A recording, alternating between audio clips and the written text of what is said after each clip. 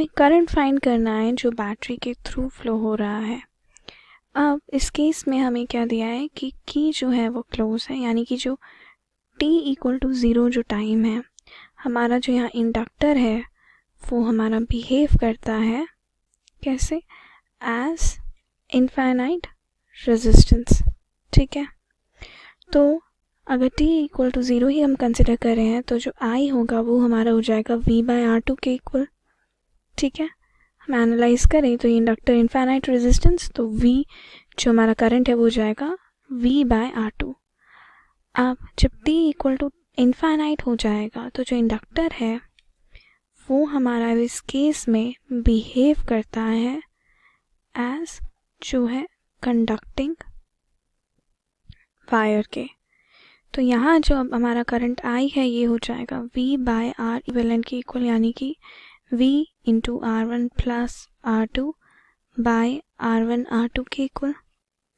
तो अगर हम अपने ऑप्शंस एनालाइज करें तो जो करेक्ट आंसर है वो ये है कि हमारा t इक्वल टू इनफाइनाइट के लिए तो v हमारा हो रहा है R1 plus R2 R1 R2।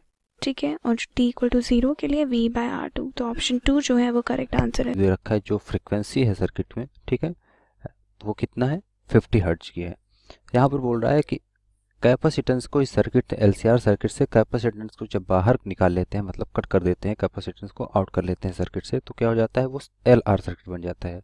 और जब LR सर्किट बनता है तो जो फेज डिफरेंस था बिटवीन करंट और वोल्टेज के बीच में वो क्या होता है 30 डिग्री ड्रॉप कर जाता है, मतलब जो फेज डिफरेंस आता है वो -30 डिग्री कम हो जाता है। ठीक है, और इस तरह बोल रहा है कि जब इंडक्टर आउट कर लेते हैं, मतलब CR सर्किट जब बन जाती है, तो क्या होता है जो फेज डिफरेंस है करंट और वोल्टेज के बीच में वो क्या है 30 डिग्री बढ़ जाता है, जो LCR का है। ठीक है, उससे उसके कंपैरिजन में 30 डिग्री बढ़ जाता है, और जब कैपेसिटेंस निकालते हैं 30 डिग्री डिक्रीज कर जाता है फेज डिफरेंस। ठीक है, सो बोल हमें यहाँ बताना है कि जो पावर डिसिपेट होगा सर्किट से LCR सर्किट से वो क्या होगा। ठीक है, सो हमने यहाँ पर सर्किट बना ली, हम देख सकते हैं।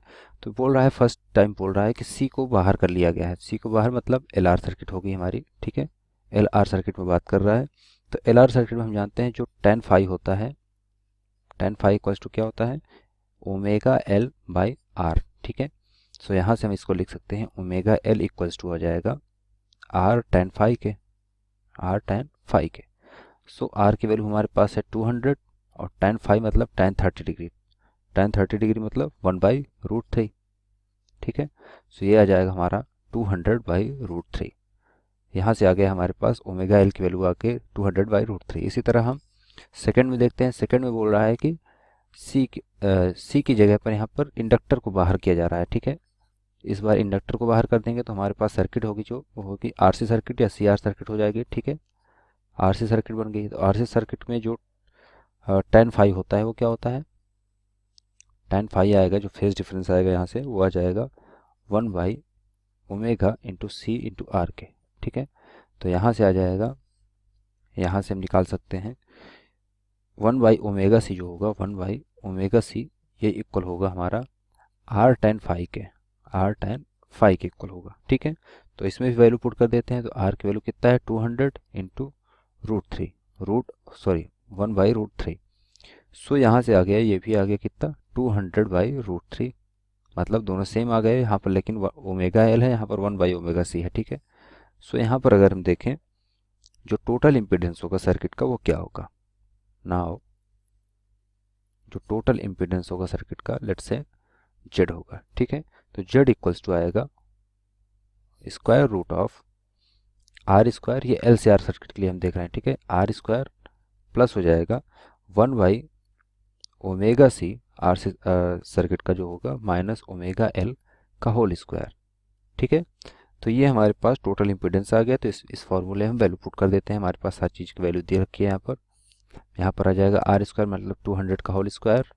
ठीक है, माइनस 1/ओमेगा C, 1/ओमेगा C मतलब 200/√2, तो ये हो जाएगा 200, सॉरी प्लस के साथ 200/√2, सॉरी √3 आएगा क्योंकि 1/√3 हो गई या √2 मिस्टेक लिख के मिस्टेक हो गई। तो यहाँ पर आएगा हमारे पास 200/√2 और ये हो जाएगा -200/√3। ठीक है, सो देख सकते हैं दोनों इक्वल और अपोजिट, मतलब प्लस और माइनस है, तो ये 0 हो जाएगा यहाँ से। तो हमारे पास आ जाएगा इम्पीडेंस जो होगा सर्किट का टोटल, वो कितना आ गया, 200 ओम। ठीक है। सो जो एलसीआर सर्किट है उसका इम्पीडेंस हमने निकाल लिया है, जो कि है 200 ओम की इक्वल। तो जो पावर डिसिपेट होगी उसका फार्मूला होता है पावर का, ठीक है, वो होता है P इक्वल्स टू, ये होता है V R M S into R M S और मल्टीप्लाई बाई है कॉस फाई के। ठीक है, ये हमारे पास फार्मूला होता है पावर डिसिपेट जो होती है सर्किट से, उसके निकालने के लिए। ठीक है, तो यहाँ पर अगर देखें तो ये हो जाएगा P इक्वल्स टू आ जाएगा हमारे पास वी आर एम एस की वैल्यू हमें जो है इसको हम लिख सकते हैं वी आर एम एस।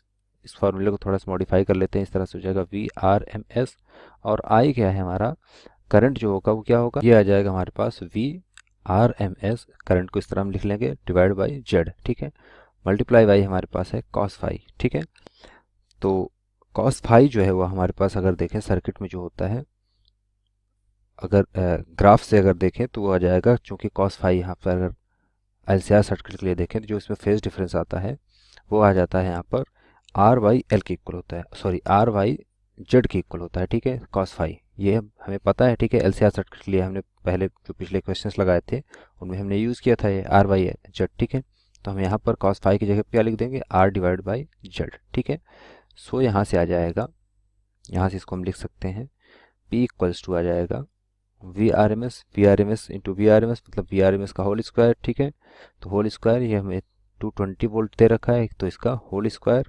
ठीक है, मल्टीप्लाई बाई होगा आर की वैल्यू कितना है, आर की वैल्यू है 200, मल्टी और डिवाइड बाई हो जाएगा Z square.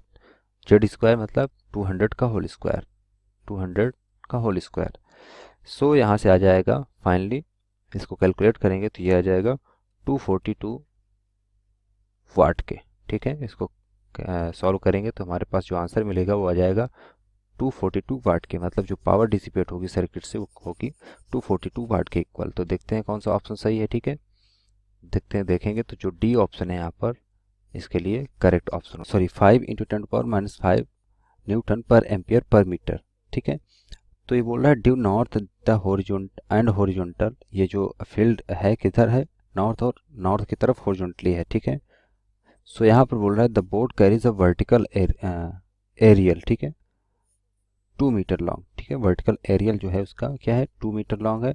If the speed of the board is 1.50 metre per second, the magnitude of the induced EMF in the wire of aerial is, तो जो वायर है एरियल का मतलब एरियल है जो जो बोर्ड पे लगा हुआ है, उसमें जो इंड्यूस्ड ईएमएफ होगा वो क्या होगा, ये हमें बताना है। ठीक है, सो बहुत ही सिंपल सा क्वेश्चन है। इसमें हमें निकालना है इंड्यूस्ड ईएमएफ, मतलब ई की वैल्यू निकालनी है जो कि होगी, हम जानते हैं क्या होता है, क्योंकि मूव कर रही है तो ये होगा बी वी इंटू एल। ठीक है, यहाँ पर बी क्या है, हॉरिजॉन्टल मैग्नेटिक फील्ड है अर्थ की, तो बी एच इसको हम लिख देंगे। ठीक है, जनरली हमारा फार्मूला होता है बी वी एल। ठीक है, क्योंकि वो वी वेलोसिटी से मूव कर रही है, लेंथ उसका एल है जो कि दे रखा है। ठीक है, तो वो हम निकाल देते हैं।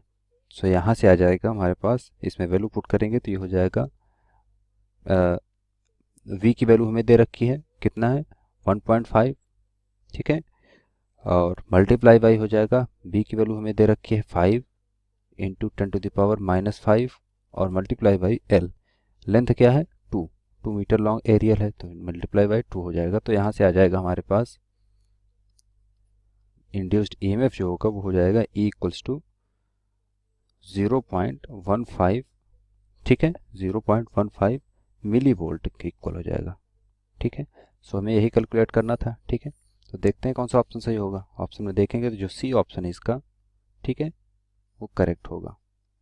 Q0 इनिशियल चार्ज मतलब एकदम पहले इनिशियली उस इंस्टेंट में चार्ज था Q0। ठीक है, और सेल्फ इंडक्टर एक कॉइल के साथ कनेक्ट किया गया है, उस कॉइल का इंडक्टेंस है L।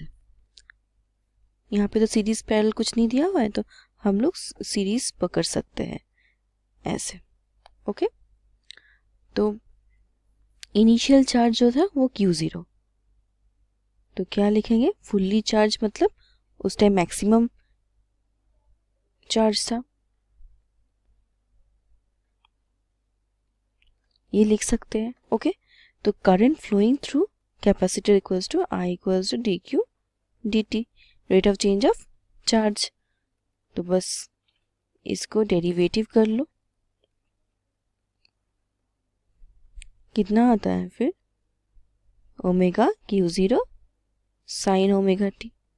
ठीक है, अब एक इंडक्टर में कितना एनर्जी स्टोर होता है, हाफ एल आई स्क्वायर, ये हम लोग जानते हैं। और एक कैपेसिटर में कितना एनर्जी स्टोर होता है, इसी equals to half Q square by C, ये भी हम जानते हैं। तो चलो इन लॉ ऑफ एनर्जी कंजर्वेशन से देखते हैं। लॉ ऑफ एनर्जी कंजर्वेशन क्या कहता है, energy can neither be created not be destroyed, तो EL इक्वल्स टू EC हो जाएगा। ओके, तो बस सब्स्टिट्यूट कर दो वैल्यू को।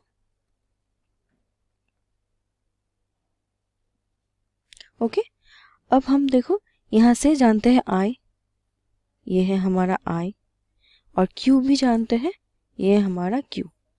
बस सब्स्टिट्यूट कर दो तो क्या हो जाएगा, half L omega square Q square sine square omega T. ठीक है, ये क्या हो जाएगा, half Q0 square cos square omega T. ठीक है, बाय सी। फिर से कैलकुलेट करो, इवैल्यूएट करो इसको।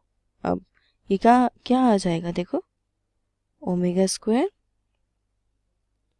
Sign square omega t by cos square omega t equals to 1/LC आ रहा है।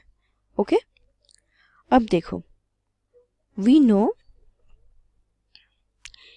इन an LC circuit angular frequency क्या होता है LC सर्किट के लिए, 1/√LC। ठीक है, बस इसको यहाँ पे सब्स्टिट्यूट कर दो यहाँ पे। ओके, देयरफॉर क्या हो जाएगा, 1/LC हो जाएगा। ये हो गया tan square omega t equals to 1/LC। ठीक है, तो फिर हम लोग ऐसे लिख सकते हैं ना, tan square omega T is equal to 1, that is equals to कितना होगा, omega T is equal to π/4। Okay, अब हम लोग चलो देखते हैं, फिर से टाइम निकालना पड़ेगा ना, तो ये क्या हो जाएगा, π/4 ओमेगा। तो हमें ओमेगा क्या जानते हैं हम लोग, 1/√LC, तो ये क्या हो जाएगा, π/4 इंटू √LC। ये हम हो गया हमारा टाइम, जो क्वेश्चन में पूछा गया कि the time at which the energy is stored is equal between two fields, electric and magnetic field. वो टाइम कौन सा है, T is equal to π/4 into √LC। On bulb that lights up at a 120 volt. Calculate the value of R to make the bulb light up 5 seconds after the switch has been closed. Log 10 2.5 is 0.4. Okay, तो यहाँ देखो question में क्या है कि एक resistor है और 2 माइक्रोफैरेड का कैपेसिटर है जो कि सीरीज में कनेक्ट है थ्रू द स्विच 200 वोल्ट की डायरेक्ट सप्लाई से। ओके, और अक्रॉस द कैपेसिटर जो है एक बल्ब लगा हुआ है। ओके, और lights up at A 120 volt, जो कि लाइट ग्लो करता है 120 वोल्ट पे। तो calculate the value of R, हमें बताना है कि the bulb light up 5 second तक रहे after the switch has been close, जब हम स्विच क्लोज कर देते हैं तो। ओके, और यहाँ पे log 10 2.5 यहाँ पे यूज करना है, वैल्यू 0.4। ओके, तो यहाँ पे देखो आरसी सर्किट है। ओके, तो यहाँ पे हमें आर बताना है क्या होगा। ओके, तो आरसी सर्किट में देखो हमने फॉर्मूला पढ़ा है कि V इज इक्वल टू क्या होता है मेरा, V0 1 माइनस ई की पावर माइनस का T/τ। ओके, ये होता है किसमें, आरसी सर्किट में, सीरीज आरसी सर्किट में। और τ इज इक्वल टू क्या होता है, आरसी के equal. So V is equal to क्या हो जाएगा यहाँ से मेरा, V0 1 माइनस ई की पावर माइनस का T/τ RC। ओके, ये हो गया। तो यहाँ पे देखो जो B है V नोट है, इनिशियल वोल्टेज वो कितनी है 200 वोल्ट है, और V यहाँ पे कितना है मेरा 120 वोल्ट। ओके, तो यहाँ पे हमें R बताना है। ओके, सो यहाँ पे देखो ये कितना हो जाएगा 120 वोल्ट, और यहाँ पे 200, और यहाँ पे ये कितना हो जाएगा 1 माइनस e की पावर माइनस का टी वाई RC। ओके, सो ये भी वोल्ट में है, तो यहाँ पे देखो 120 divided by 200 is equal to में कितना आ जाएगा 1 माइनस का e की पावर माइनस का t by RC। Okay, so यहाँ से 0 0, और ये कितना हो जाएगा देखो 12/20, तो 4 3 जा 12 और 4 5 जा 20, तो ये आ गया यहाँ से मेरा 3/5 इज इक्वल टू में ये आ जाएगा 1 माइनस का e की पावर माइनस का टी वाई RC। ओके, तो अब यहाँ पे देखो ये कितना आ जाएगा e की पावर माइनस का t by RC is equal to में ये आ जाएगा 1 माइनस का 3/5। ओके, सो e की पावर माइनस का t by RC it will be, ये आ जाएगा 5 माइनस 3, ये हो जाएगा 2/5। ओके, और यहाँ से e की पावर देखो इसको हम क्या लिख सकते हैं टो वाई RC, मतलब कि t by RC sorry, is equal to में 5/2। ओके, सो अब यहाँ पे देखो इसको मैं क्या लिख सकता हूँ टी वाई RC e की पावर इज इक्वल टू में 2.5। ओके, सो इसको देखो कैसे लिख सकते हैं t by RC is equal to में log e 2.5। ओके, अब देखो log e को हम चेंज कर सकते हैं बेस 10 में। ओके, क्योंकि log 10 2.5 की हमें वैल्यू दे रखी है 0.4। ओके, तो यहाँ से देखो t by RC is equal to में इसको चेंज करेंगे तो 2.303 log 10 2.5 ऐसे लिख सकते हैं। Okay, now t by RC is equal to में आप 2.303 इंटू में log 10 2.5 कितना यूज करना था यहाँ पे 0.4, तो ये आ जाएगा 0.4। ओके, सो हमें क्या निकालना है at t is equal to 5 second पे जो हमारा r है वो कितना होगा, तो t की वैल्यू 5 सेकेंड रख देंगे यहाँ पे, तो t की वैल्यू यहाँ पे 5 सेकेंड, और कैपेसिटर हमें 2 माइक्रोफैरेड का दे रखा है यहाँ पे, तो 2 इंटू में 10⁻⁻⁻⁻ का 6 फैरेड। ओके, नाउ यहाँ से देखो कितना आ जाएगा r इट विल बी, ये आ जाएगा 5 डिवाइडेड बाय 2.303 इंटू में 0.4, और इंटू में ये कितना आ जाएगा 2 इंटू में 10⁻⁻⁻ का 6। ओके, सो r की वैल्यू यहाँ से देखो मेरी कितनी आएगी, क्वेश्चन ऑप्शन मैच करते हैं यहाँ पे, तो देखो 2.73 दैट इज 2.7 इंटू में 10⁻⁶ ओम, तो यहाँ पे जो ऑप्शन करेक्ट होगा second will be correct for